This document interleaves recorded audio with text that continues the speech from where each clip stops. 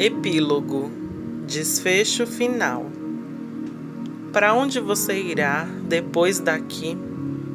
Como você vai desenvolver a sua intimidade com o Pai? Você terá muitas oportunidades para tratar com as coisas em sua vida que o impedem de avançar. Deixe-me dar um exemplo falando de mim mesmo. Eu era um tipo de personalidade que tinha uma mentalidade que reprovava os comportamentos das pessoas de forma crítica e sempre querendo me exibir como sendo melhor que os outros. Esse foi um grande problema durante muitos anos em minha vida. Eu via os erros mais facilmente nos outros do que em mim mesmo. Se eu não tomasse cuidado para levar os pensamentos em cativeiro a Cristo, isso poderia se tornar um gatilho negativo para mim. Quando eu comecei essa jornada na intimidade, eu comecei a querer me mostrar para os outros. Eu queria ser importante. Eu esperava que as pessoas proféticas sempre se voltassem para mim e me dessem palavras grandes, como se eu fosse mais importante do que outras pessoas. Eu sempre dependia dos outros para ouvir a Deus. Eu ia em conferências, esperava receber uma palavra de conhecimento de quem estava ministrando a palavra e acabava ficando chateada quando isso não acontecia. Eu me sentia menosprezada quando não recebia a atenção de alguma forma nas conferências. Eu nunca falava para ninguém sobre os meus sentimentos e frustrações. As conferências são destinadas a nos ajudar em nossa jornada, não para nos fornecer o pão de cada dia. Isso nós devemos receber através do relacionamento com o Pai. Em uma época de Natal, o Pai me pediu para que eu ficasse isolada e não conversasse com mais ninguém, mas somente ficasse com Ele durante um mês. Nossa, para mim, Ele estava me pedindo muito. Ficar sem telefonemas, sem entrar na internet ou Facebook, para ver o que todo mundo estava fazendo. Eu já não estava assistindo TV. Então, o que eu iria fazer durante um mês inteiro? Quando eu comecei essa jornada, eu temia muito, porque eu não tinha ideia do que me esperava pela frente. Ao longo do tempo, eu passei a me sentir mais confortável e entendi quem eu fui criada para ser, e percebi que eu deveria estar nele. Depois desse mês inicial, ao longo dos próximos 7 anos, eu comecei o processo de examinar os velhos comportamentos, padrões de pensamento, intenções e quais eram os motivos que resultaram na minha necessidade de aprovação das pessoas e o porquê eu me sentia menosprezada. Se iniciou então um grande processo de transformação interior na minha vida. Eu ainda estou nesse processo até hoje. Estou amadurecendo para me tornar quem eu deveria ser. Eu fiz uma lista que me ajudou durante o processo de limpeza. Analise e se pergunte como se fosse para você mesmo. Você tem a necessidade de postar nas mídias sociais em busca de aprovação e quando não encontra, acaba se frustrando? Se assim for, qual é o seu verdadeiro motivo para fazer isso? Você corre para os outros pedindo oração cada vez que você enfrenta uma luta em seu trabalho, família, finanças, no seu corpo físico e assim por diante? Você sempre acaba falando a todos todas as coisas boas que você faz? Isso muitas vezes vem de uma necessidade de ser notado. As suas respostas aos outros sempre são cheias de elogios para si mesmo.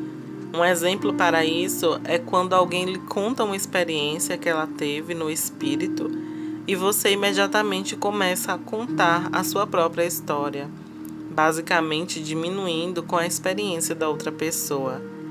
Você sente a necessidade de confirmação de alguém por tudo o que você vê e faz no reino? Você espera que os outros sirva e atenda às suas necessidades? Isso pode ser financeiramente, espiritualmente, emocionalmente e até mesmo fisicamente.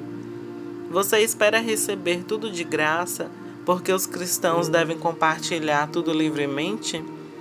Isso vem de uma mentalidade de pobreza, de pensar que outros cristãos devem prestar serviços, como por exemplo em conferências, materiais de ensino, livros, aconselhamento, treinamento e qualquer evento ou produto com preços reduzidos ou gratuitamente.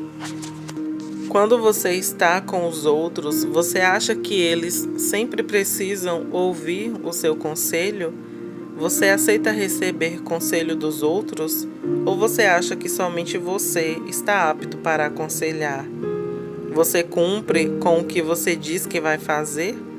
Você completa tarefas ou as deixa inacabadas? Se o pai lhe pede para fazer alguma coisa, você faz isso? Ou você dá desculpas para não seguir adiante? Você trata aqueles que estão por perto de você com respeito? Um exemplo pode ser limpar as mãos ao cumprimentar alguém, não pagar corretamente ao serviço recebido, incluindo gorjeta, chamar atenção às pessoas abertamente sobre o pecado delas, ser hostil porque você se sente ofendido a comportamentos, palavras duras ou ações, sentir a necessidade de se explicar aos outros, e essa lista pode continuar.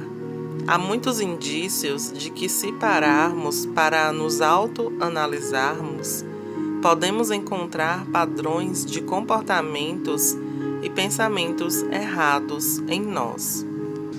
Essa é uma viagem. A personalidade leva tempo para se construir. Você precisará treinar todo o seu ser para funcionar a partir do caráter de Deus. A maioria de nós já teve muitos anos de funcionamento de acordo com a alma. Isso resulta no desenvolvimento da mentalidade escrava e de pobreza, que interfere diretamente na sua personalidade e no seu caráter. Devemos restaurar a nossa mente, nossas escolhas, vontade, emoções, imaginação, raciocínio, consciência, todas as nossas portas da alma, de acordo à nossa condição eterna original, de acordo a quem nós fomos chamados para ser, segundo o caráter de Deus. Precisamos remover tudo até os nossos ossos, ou seja, até a divisão da alma e do espírito, até as nossas profundezas, afetando desde a junta e medula, para que possamos ser reconstruídos no caráter do Pai. Isso é semelhante à compra de uma casa de 300 anos. E então temos que reformar desde toda a estrutura até os retoques decorativos finais. Meu objetivo não é ser dura, mas sim ajudar você a entender que quando você tomar a decisão de mudar para uma relação mais profunda com o Pai, a sua vida vai virar de cabeça para baixo.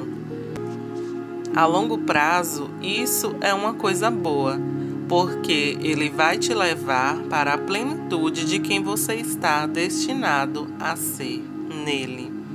Converse com o Pai sobre cada tema abordado nesse livro.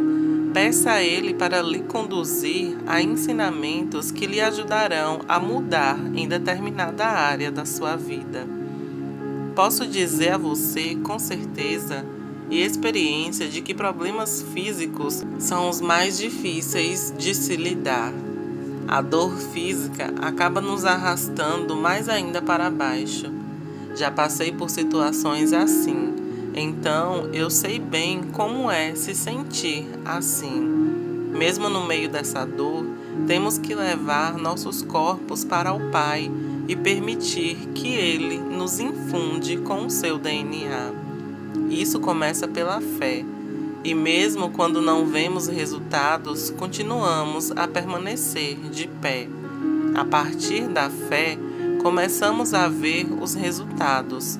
Seja grato até mesmo pelas menores vitórias físicas. Se regozijar nas pequenas coisas nos ajuda a construir a fé para desfrutar das maiores. Aprenda a ser grato pelo que você vê, em vez de ficar frustrado com o que não vê. Veja o copo meio cheio e não meio vazio.